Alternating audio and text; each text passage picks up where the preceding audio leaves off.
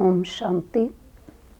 आज प्यारे बाबा के 19 फरवरी के महावाक्य हैं और आज के महावाक्यों में प्यारे बाबा हम सब मनुष्य आत्माएं जो जन्म मरण में आते आते छी बन गए हैं, अर्थात विकारी बन गए हैं, गंदे मैले कुचैले पतित बन चुके हैं, तो हम पतित आत्माओं को पावन बनाने का कार्य करते हैं। हमारे आत्मा रूपी वस्त्र को धुलाई करते हैं और धुलाई करने के कारण आज बाबा अपना एक टाइटल दे रहे कि बच्चे मैं बेहद का धोबी हूँ। जैसे धोबी का कार्य वस्त्रों को साफ करना होता है, इसी तरह से प्यारे बाबा धोबी बन कर के हम छी आत्माओं को मन मना भव का महामंत्र दे कर के छू मंत्र से हम आत्माओं की सफाई करते हैं, हमें साफ करते हैं और हमें समझाते हैं कि अब ये पुरानी पतित विकारी दुनिया समाप्त हुई के हुई, इसका विनाश हुआ के हुआ। नेचुरल क्लैमिटीज़ के द्वारा इस दुनिया की सफाई होती है। फिर बाबा ने कहा कि दिल्ली में जो जमुना का कंठा है, फिर से ये होगा जहाँ पर श्री कृष्ण रास करेंगे, वो समय फिर से आएगा। बाकी जो ये कहा जाता पांडवों के महल थे, ऊंचे थे, लंबे थे, ये सब दंत कथाएं हैं। पांडव तो वास्तव में इस समय संगम युग पर हम ब्राह्मण बच्चे ही बनते हैं, क्योंकि पांडव शब्द का आध्यात्मिक अर्थ है प्रीत बुद्धि वाले। किस समय प्रीत बुद्धि बनी पांडवों की? विनाश काले प्रीत बुद्धि पांडव सेना कहा जाता है।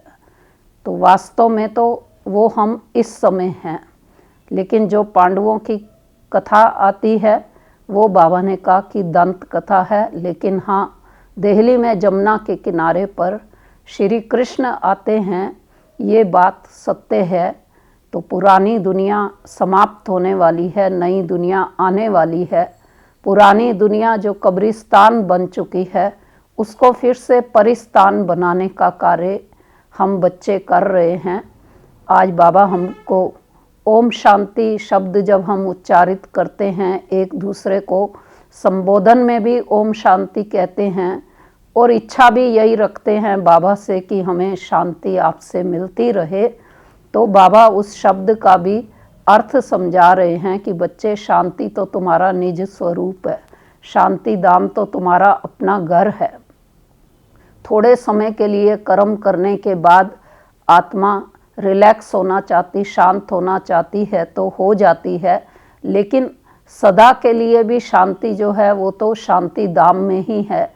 लेकिन ज़्यादा समय तक आत्माएं शांति धाम में भी नहीं रह सकती, उनको पार्ट प्ले करने के लिए नीचे आना ही है। और नीचे रहते हुए भी जन्म मरण में आते आते फिर से जो शांति की चाह इच्छा पैदा होती है, तो वो हमको बाबा की याद से प्राप्त होती है। लेकिन अधिक देर तक बाबा ने कहा इस साकारी मनुष्य लोक में भी शांत होकर के हम बैठ जाएं शांति के नाम पर, तो ये संभव नहीं है। कर्म तो हमको करना ही है। तो आज के महावाक्यों का सार है, मीठे बच्चे तुम इस कब्रिस्तान को परिस्तान बना रहे हो, इसलिए तुम्हारा इस पुरानी दुनिया कब्रिस्तान से पूरा वैराग चाहिए। प्रश्न है, बेहद का बाप अपने रूहानी बच्चों का वंडरफुल सर्वेंट है कैसे? उत्तर है, बाबा कहते बच्चे मैं तुम्हारा धोबी हूँ। तुम बच्चों के तो क्या, सारी दुनिया के छी गंदे वस्त्र सेकंड में साफ कर देता हूँ। आत्मा रूपी वस्त्र स्वच्छ बनने से शरीर भी शुद्ध मिलता है। ऐसा वंडरफुल सर्वेंट है जो मन मना भव के छू मंत्र से सबको सेकंड में साफ कर देता है। ओम शांति। ओम शांति का अर्थ बच्चों को बाप ने समझाया है।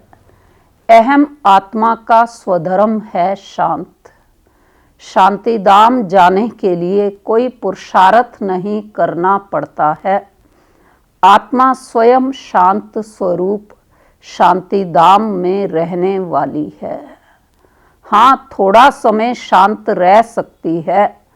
आत्मा कहती है मैं कर्म इंद्रियों के बोझ से थक गई हूँ, मैं अपने स्वधर्म में टिक जाती हूँ, शरीर से अलग हो जाती हूँ, परंतु कर्म तो करना ही है। शांति में कहाँ तक बैठे रहेंगे?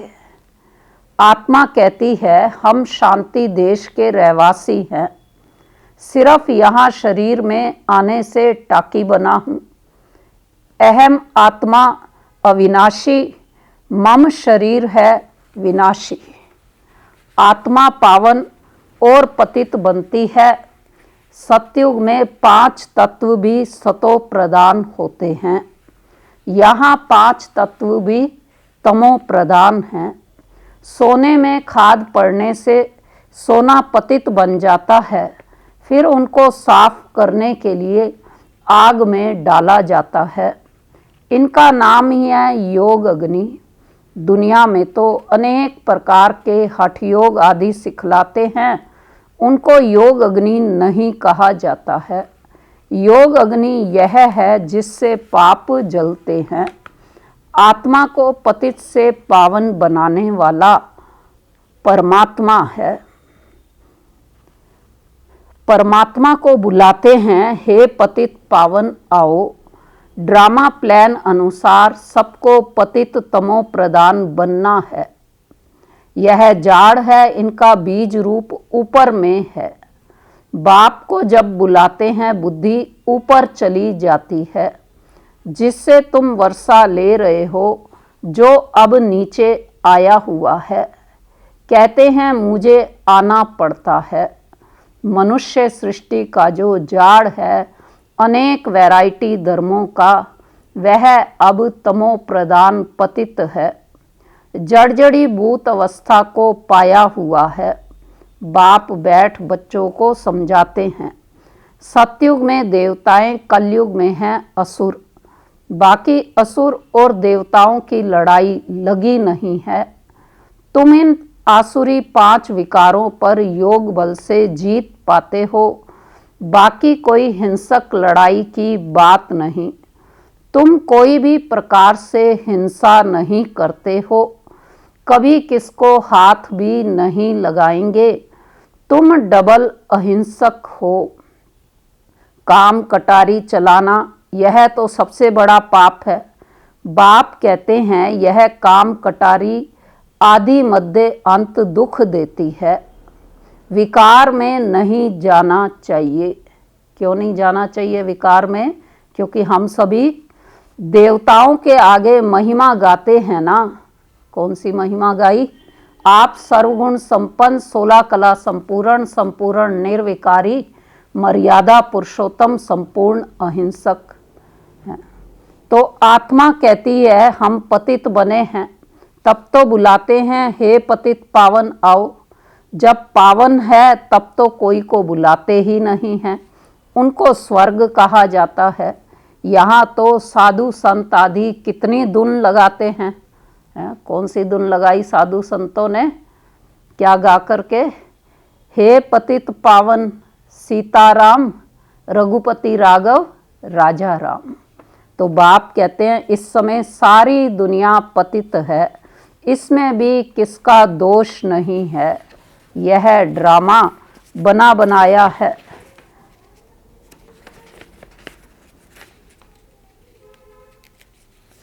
जब तक मैं आऊं इन्हों को अपना पार्ट बजाना है। ज्ञान और भक्ति फिर है वैराग, पुरानी दुनिया से वैराग, यह है बेहद का वैराग, उन्हों का है हद का वैराग। कल भी बाबा ने हम बच्चों को बेहद के वैरागी का टाइटल दिया था, क्योंकि हमारी बुद्धि में ही एक बाप और वर्षा जब याद है तो हम बेहद के वैरागी कहलाते हैं। तो आज भी बाबा याद दिला रहे हैं कि पुरानी दुनिया से वैराग, यह है बेहद का वैराग, उन्हों का है हद का वैराग।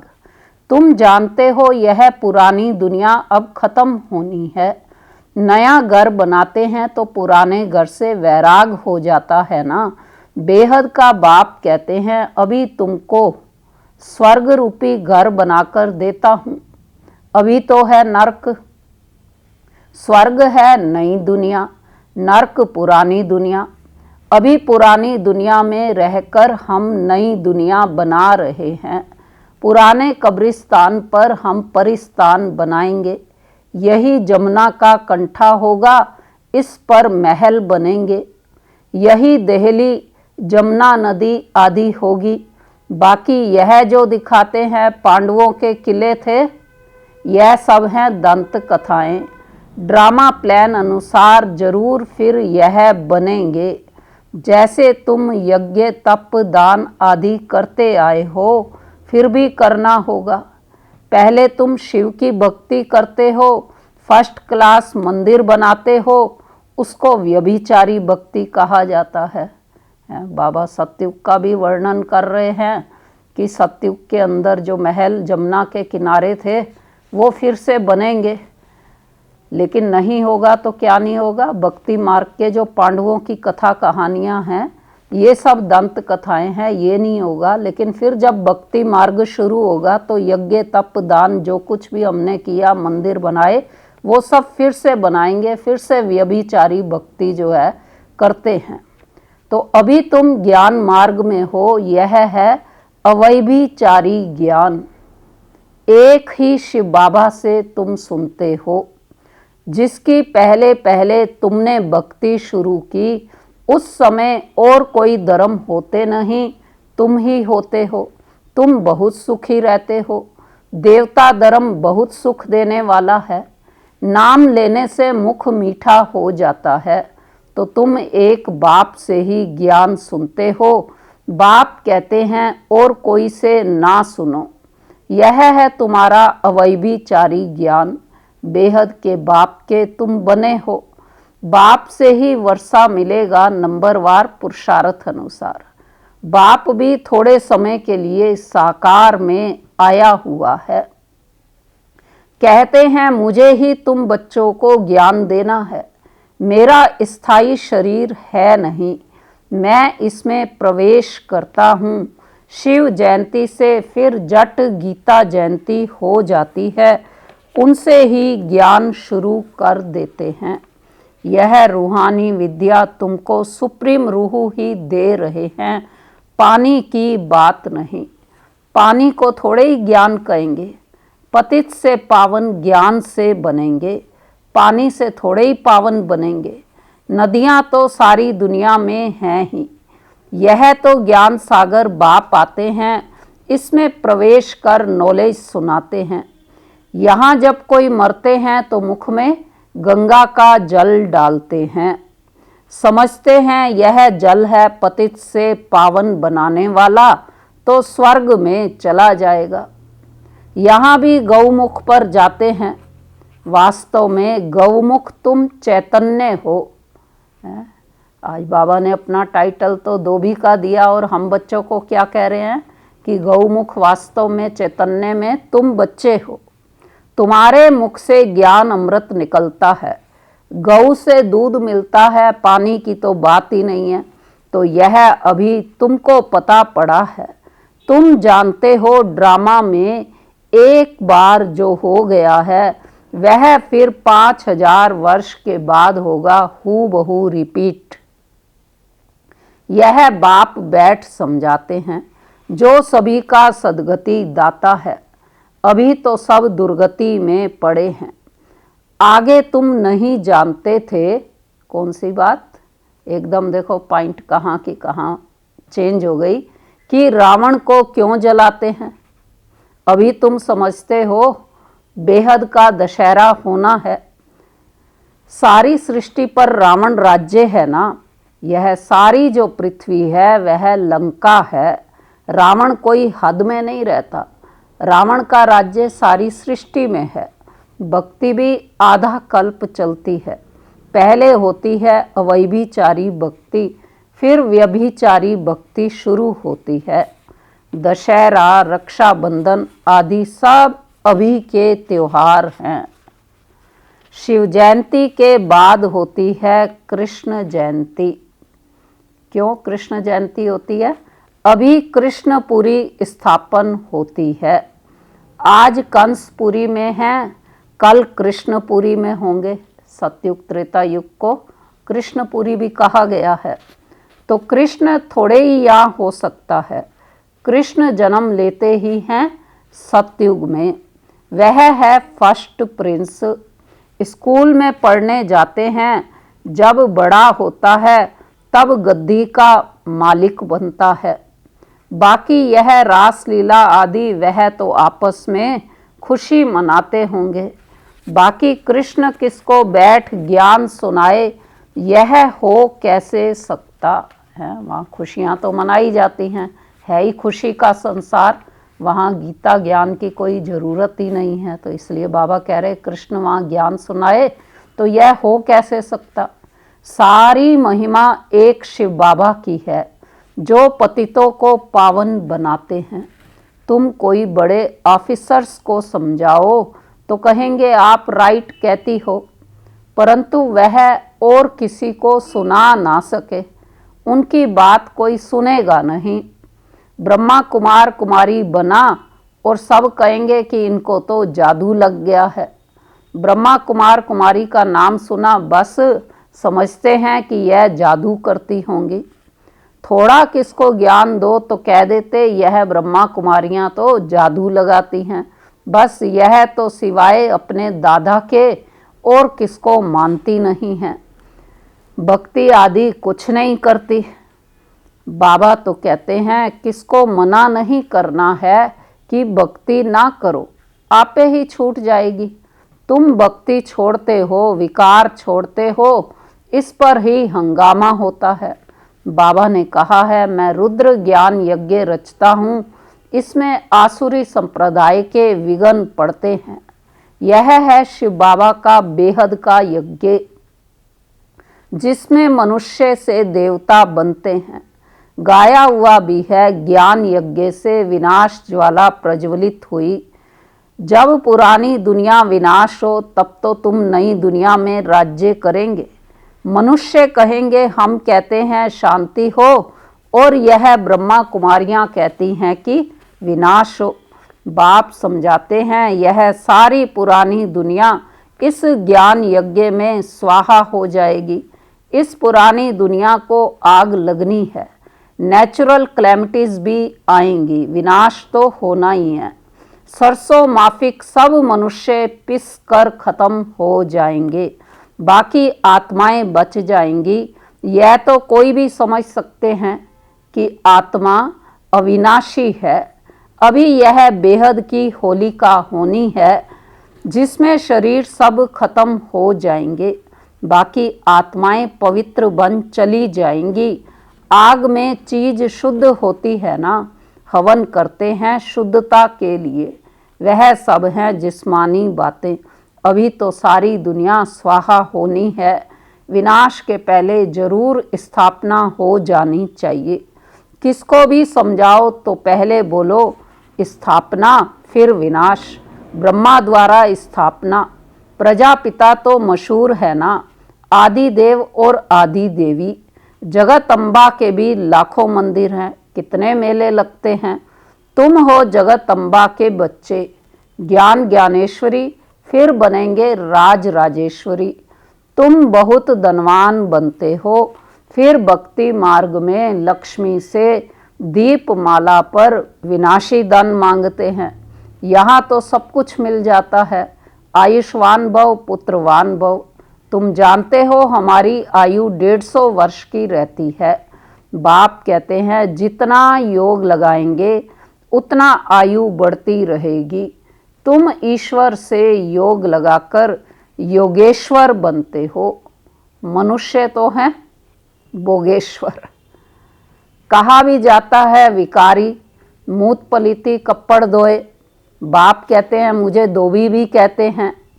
मैं सब आत्माओं को आकर साफ करता हूँ, फिर शरीर भी नया शुद्ध मिलेगा। बाप कहते हैं मैं सेकंड में सारी दुनिया के कपड़े साफ कर लेता हूँ। सिर्फ मन मना भव होने से आत्मा और शरीर पवित्र बन जाएंगे। छू मंतर है ना। सेकंड में जीवन मुक्ति कितना सहज उपाय है। बाप को याद करो तो पावन बन जाएंगे। चलते फिरते सिर्फ बाप को याद करो और कोई जरा भी तकलीफ तुमको नहीं देता हूँ। सिर्फ याद करना है। अभी तुम्हारी एक एक सेकंड में चढ़ती कला होती है। बाप कहते हैं मैं तुम बच्चों का सर्वेंट बन आया हूँ। तुमने बुलाया ही है, हे पतित पावन आओ, आकर हमको पावन बनाओ। अच्छा बच्चे आया हूँ तो सर्वेंट हुआ ना। जब तुम बहुत पतित बने हो तब ही जोर से चिल्लाते हो। अब मैं आया हूँ। मैं कल्प कल्प आकर तुम बच्चों को यह मंत्र देता हूँ। मुझे याद करो तो तुम पावन बन जाएंगे।